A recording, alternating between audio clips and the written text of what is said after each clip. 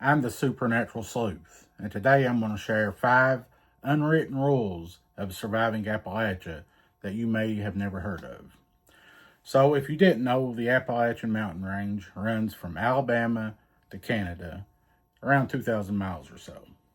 They are older than the Rocky Mountains and even the Himalayas. I also want to add that sometimes the Appalachia Mountains or the people from Appalachia get a bad rap. I've lived here my whole life, and you will not find a better group of people anywhere. I mean, sure, there's bad along with the good, just like anywhere else, but people here are great. And the mountains are beautiful. You know, I live in eastern Kentucky, but everywhere I have ever visited in Appalachia is absolutely beautiful. And the majority of the time, you don't really have to be scared. But there are those times, and I'm getting ready to tell you some examples of when you need to be on guard, aware of your surroundings, and don't go messing around in places you have no business. Rule number 1, and this one could literally save your life. If you're out in the mountains, if you're out in the forest, you're out in nature, and the woods go silent, you need to leave immediately. Now, there's a few different reasons for this. I don't know if you've ever been around nature or have been out in the wilderness much, but the mountains, the forest is very loud. There's all kinds of wildlife, there's insects, frogs, birds. There's something making noise all the time. And you almost block it out in a sense when you're out doing something. You know, I grew up in the mountains. I like to hunt, I like to fish, I like to go camping. And so sometimes you just kind of mentally block out all these background noises.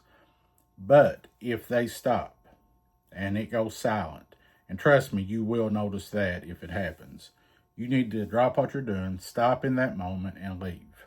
Paranormal stuff aside, when there are predatory animals like mountain lions, panther, bear in the area, all of the other wildlife, smaller creatures like squirrels or whatever, and whatever's in that area will go quiet. They will go silent. Even the insects will stop.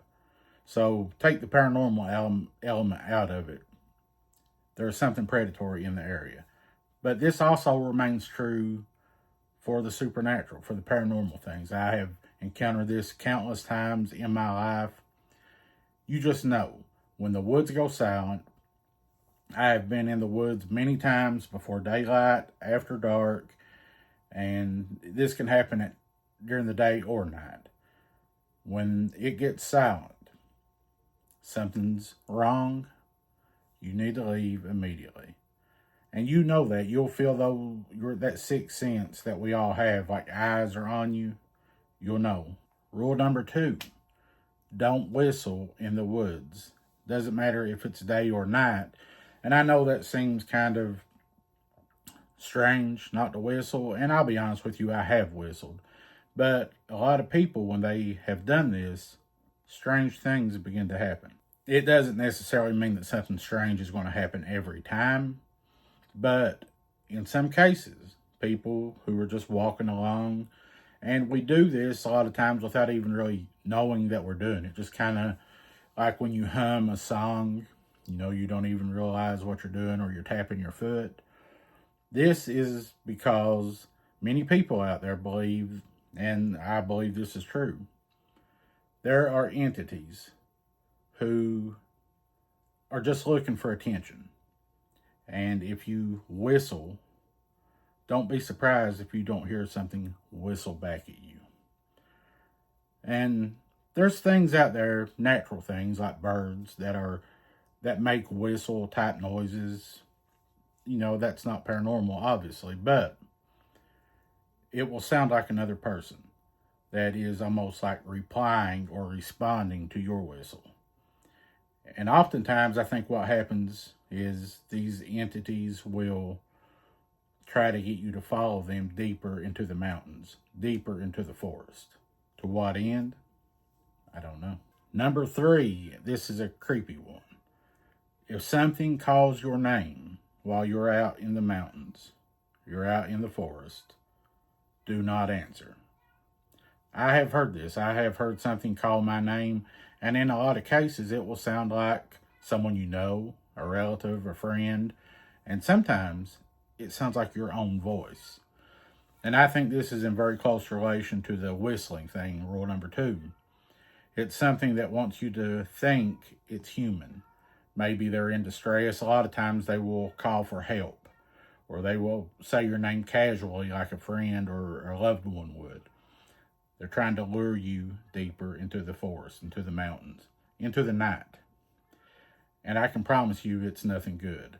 Now, in Appalachia, a lot of people call those mimics. And I know that's global. There are mimics all over the world, but an Appalachian mimic is something you don't want to mess with. What is it? Just like all things paranormal, in my opinion, I think they're demonic entities that will just, that's just one form that they take. It's always about trickery, it's always about deceiving. And when they call out your name, they're trying to trick you, they're trying to lure you into something you don't want a part of. Rule number 4. If you're out in the mountains and you stumble across an old cemetery, be respectful.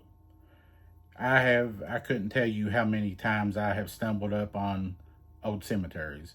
I'm talking about old, hundreds of years old, where the headstones are just rocks in some cases, and you can't even make out names or dates or anything. They're neat to look at. Obviously, you just being human, you're curious, you go check it out. Be respectful. And while I personally don't believe that human spirits hang around here and haunt cemeteries or houses once they pass away, I do believe these demonic entities are out there just looking, waiting for people to come along, looking for a reason to attach themselves to you, to other people. So anytime you stumble upon an old cemetery, which is very possible when you're out in Appalachia, be respectful. Last but certainly not least, rule number 5. If you're out walking through the mountains and the forest of Appalachia and you hear footsteps walking behind you, I know this one's hard. Don't turn around and look. And I know that contradicts everything as human beings, because when we hear something behind us, we want to turn around and look. And I'll be honest with you, in most cases, it's fine. In most cases, it's going to be an animal, a deer or some kind of wildlife, because these mountains are plentiful of wildlife. They're full of life. But many people over the years have reported, while walking through the mountains, they have heard what sounded like human footsteps when there should not have been humans around them. And when they turned around, whatever was there followed them home. Again, these things don't happen all the time. Every time you whistle, that doesn't mean something's going to happen. Every time you look behind you, that doesn't mean something's going to follow you home. But you have to be very aware, very alert to what's around you, because you can take the supernatural or the paranormal out of the equation. There's things out there in these mountains that are predatory, that can hurt you. And you have to really, rule number 1 especially, if it goes silent, you need to look around, you need to pay attention, and it's time to leave. I want you to tell me, if you've ever been to Appalachia, have you ever encountered any of these 5 rules, things like this? Have you heard something call your name? Have you heard something whistle?